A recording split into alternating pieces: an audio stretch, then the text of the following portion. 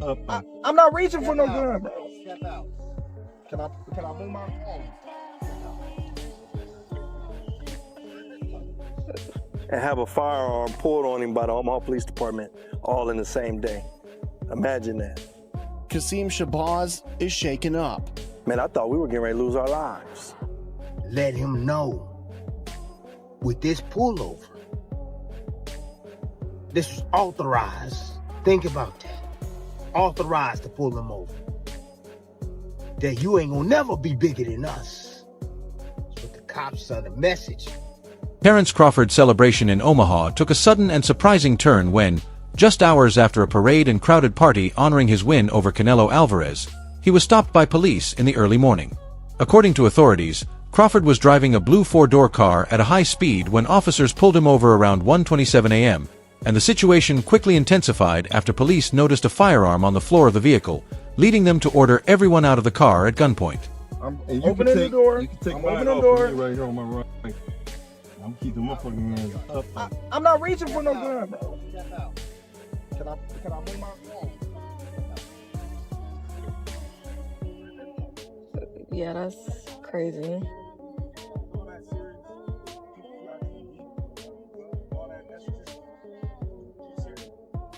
Tim Bradley weighed in on Terence Crawford's traffic stop with a sharp and thought-provoking take, saying it felt like more than a simple traffic issue and more like a message aimed at the champion.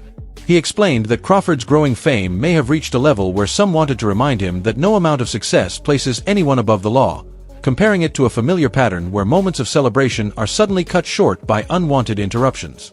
Many fans agreed with Bradley's view, pointing out the irony that Crawford's big victory was quickly overshadowed by police lights and a tense roadside encounter. He on the highest cloud, bro. In his city, let him know. Let him know with this pullover, this was authorized. Think about that. Authorized to pull him over. That you ain't gonna never be bigger than us. That's what the cops are, the message.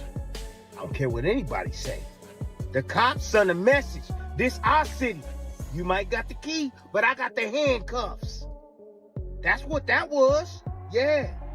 Before y'all start talking about my ceiling real quick, my roof, hey, it been raining and stuff. Hey, it's rain night, the clouds is out right now. You can see him in the background. I'm gonna go watch the damn car in a little bit once this rain stops. But anyways, back to the video. Man, look.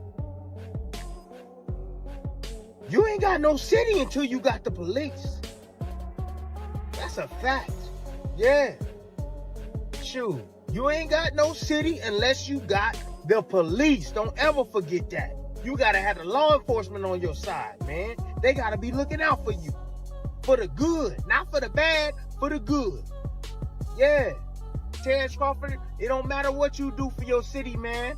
Bruh, I'm letting you know right now, man. With this incident right here, they waiting on you to do something bad. This dude right here, he was trying to jack you. He was trying to catch you slipping. That's all it was. Seeing you on TV, displayed all on TV, parade shut down and stuff. He gotta be, securing certain points and stuff like that. He mad. Crawford's security chief described the traffic stop in vivid detail, saying officers seemed on edge from the very beginning, which quickly raised tension and caused real fear. He explained that being forced out of the car at gunpoint during what was supposed to be a weekend of celebration made everyone feel their safety was at risk, as the mood suddenly shifted from calm to threatening. In his view, the encounter went far beyond a normal traffic stop and became a disturbing experience they would not forget anytime soon. Passenger seat, the same man who rode on the float with Bud during Saturday's parade. Be a man who can receive his second key to the city and have a firearm pulled on him by the Omaha Police Department all in the same day. Imagine that. Qasim Shabazz is shaken up. Man, I thought we were getting ready to lose our lives. Being the head of Terence Crawford's security, Shabazz has seen a lot, but nothing like this. Oh man, it was terrible. It was terrible. Early Sunday morning, Crawford and his team were leaving an after-party following his parade. According to police, they pulled their vehicle over near 12th and Cass Streets for reckless driving.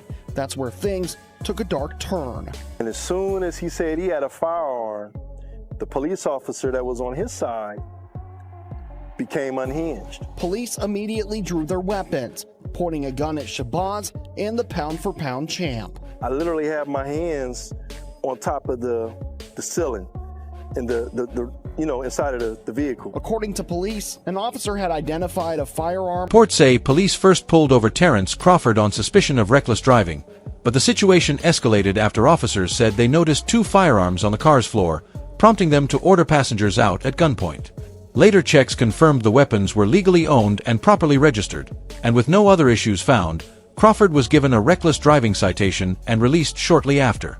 Although the case was officially closed, many people saw the moment as symbolic, pointing out that on the same day Crawford was celebrated as a champion, authorities appeared eager to reassert control, making the stop feel to some less about traffic safety and more about reminding him of who holds power. KETV Newswatch 7's Pete Cuddihy spoke with Mayor John Ewing, who requested that the Omaha Police Department conduct an internal investigation. And Pete, what did the mayor have to say? Yeah, Julie, Mayor Ewing says that after such a great day yesterday, he was heartbroken hearing about the news of the traffic stop. That's why he reached out to Police Chief Todd Schmaderer and Terence Crawford himself to find out what exactly happened at that traffic stop. Omaha Police released a statement saying that a car driven by Terence Crawford was stopped for driving recklessly around 1:30 in the morning on Cass Street. An officer confirmed that while Crawford was reaching to grab his information, Andre Ward offered added perspective as a respected voice in boxing, pointing out that Terence Crawford has long dealt with people trying to downplay his success. He explained that even before the Canelo fight, critics often dismissed Crawford's wins as being too close or decided on points, which Ward believes was a way to reduce the impact of his achievements. In his view, the Omaha traffic stop fits into a larger pattern where a true champion is constantly forced to defend his reputation against those who minimize his greatness. But Ward made it clear that no outside distraction can take away from Crawford's proven legacy or the respect he has earned inside the ring. To ruin his reputation and say that he wasn't a draw when the numbers were there for you to see. When he went to MSG against guys that didn't have big names or that were faded, like Amir Khan, or when he fought Kaviaskis, he did numbers. There was a smear campaign about his personality. He doesn't talk. Nobody wants to hear him. No, that you don't want to hear. So you try to speak for the masses when the whole time you have a star right here. You got to learn how to talk to this man. Even as recent as his last fight, the fight before Canelo, the smear campaign continued. I don't hear the smear campaign now. Them voices got really, really quiet like they typically do when they get proven wrong. And they either try to jump on the wagon. I knew this kid was going to be that. Or they get very, very quiet and they start to retreat back to wherever they came from and they don't have a lot to say. So I'm happy for this brother for that reason, because they tried to bury him, Roy. It didn't work. He overcame that. He said, give me my shot. I'm going to show you. And he kept doing it time and time again. Commentators have suggested that more than the official explanation may have played a role, with some believing Omaha's leadership was uneasy about the attention and influence Crawford had gained in the city. His journey from a local talent to a world champion turned him into a symbol of community pride, not just a sports star, leading analysts to speculate the stop may have been a way to remind both Crawford and the public that traditional institutions still hold power. This interpretation ties the incident to a larger theme, where rising fame brings new pressures and those in the spotlight often face situations meant to test them or limit their growing influence. A statement because he doesn't like the rise of the Black Messiah. He don't like to see a black person in position of power. So he pulled Terence Crawford over for quote-unquote reckless driving. And as he approached the car, he decided to lie on his report, because as he approached the car, he stated that he saw a firearm on the floor panel. Come to find out, Terence Crawford informed him as he approached the driver's side door where Terence Crawford was driving, and in the passenger side was Terence Crawford's head security guard. In the back was Coach Malachi, and a young lady was on the side of Coach Malachi in the back seat. And Terence Crawford has legal firearms, and of course his security has legal firearms. They informed the officer that they have legal firearms in the vehicle. He then brandished his firearm, pointed at Terence Crawford's face, and then got very aggressive as Terence Crawford got, and his security and everybody in the vehicle, Coach Malachi, got nervous because he started to show the actions and body language of somebody that wanted to do something completely left. And now in the police report that has been obtained by the community and released and leaked, he never puts about the reckless. Amir Khan showed strong support for Terence Crawford, stressing that no controversy can take away from what Crawford has achieved. He praised Crawford's skill and work ethic, saying he had always believed he would rise to the very top of boxing, and made it clear that the events in Omaha do not change the fact that Crawford is a reigning champion with a solid legacy. Khan added that efforts to apply pressure or downplay his success cannot alter the reality of his greatness, reassuring fans that true talent always finds a way to shine. Nebraska, and when I was in Colorado Springs, he came into my camp, he helped me out a little bit, but at the same time, I seen him sparring some heavyweight guys. I seen him wrestling some heavy big guys, and I thought, wow. So I asked him, I go, look, do you have like a wrestling background? He goes, yeah, we're like state champion. So that showed to me that this guy is a solid, strong person. Like, no one can push him around, no one can dictate, no one's gonna put pressure on him where he's gonna feel hurt, because he knows how to control the ring. When it comes to box IQ, like, his IQ in boxing is probably the best. I mean, he knows what punch to throw. He knows how to maneuver these heavier, big hitters, and also take away their power and put his own shots in. So yeah, he's up there, one of the best ever, really. You know, as an ex-fighter champion, I'm just curious. We heard yesterday Dana White says he's not going to acknowledge the WBC, IBF, WBO. He's going to have his own belt and the ring belt. And they want to potentially make changes to the Ali Act as well. This is a big thing here in America. How do you feel about, is it time to make these changes and evolve, or are you more old school and think they shouldn't happen? Ariel, I think it's the time. The night revealed a sharp contrast between official statements and eyewitness accounts, with Omaha police calling it a routine reckless driving stop, while Crawford's head of security described it as a frightening encounter marked by excessive and aggressive behavior. This clash of perspectives sparked questions about transparency and accountability, as many struggled to align the calm tone of the official report with the first-hand experiences of those who felt their safety was unnecessarily put at risk. Team, and they're saying something completely different. If you listen, his head of security, Shabazz, said he was shaken up. He was like, I thought we were going to get popped by the cops that night. And crazy enough, he teaches classes on how to de-escalate and deal with police officers. So, you know, at least that's what they're saying his credentials are. So he knows how to de-escalate situations, and still had a problem with Omaha PD. And the other thing that is different, he's saying that they didn't even know that he had a gun on him, or there was no gun on the floorboard, which changes things. So I can't wait till we get down to the nitty-gritty and the body cams and this and that, because now this shakes things up. This is no longer the story we were being fed from TMZ.